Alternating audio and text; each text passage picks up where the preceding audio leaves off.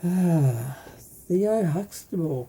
I know he had a real name. I think it was Malcolm Jamal Warner.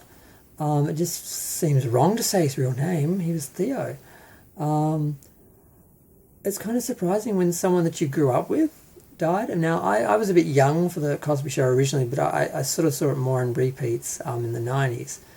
But I remember he had a Search for Spock poster in his bedroom, and I loved Cosby, and it's hard to talk about Cosby now because of what you know. But before that, Cosby was huge, and it was a cultural shift, and it was something that just happened, and we all just, of course, there's this really funny black family that's like in a nice house with good jobs and everything. Why wouldn't they be? But it was a thing.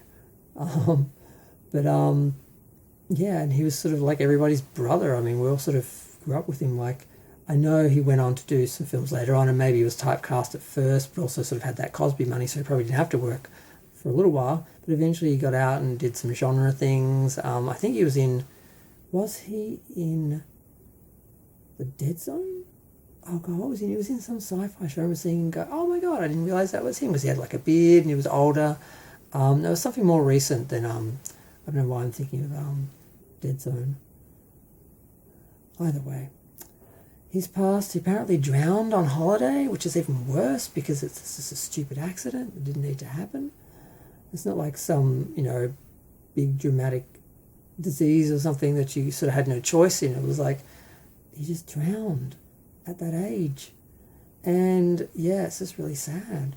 God, I remember when Cosby was on, I loved it so much that I joined the Scouts, but the Scouts meetings were on the same time as Cosby. So after a couple of weeks of missing Cosby, I quit the Scouts. That's how much I like the show.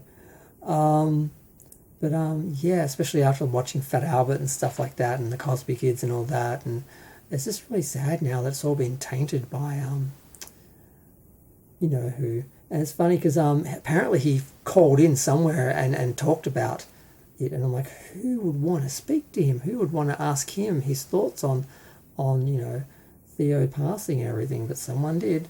But yeah, it's kind of, apparently the show is still in syndication, and it seems to have survived what happened, but it's still got a stain on it. But I'm gonna go R.I.P. Theo.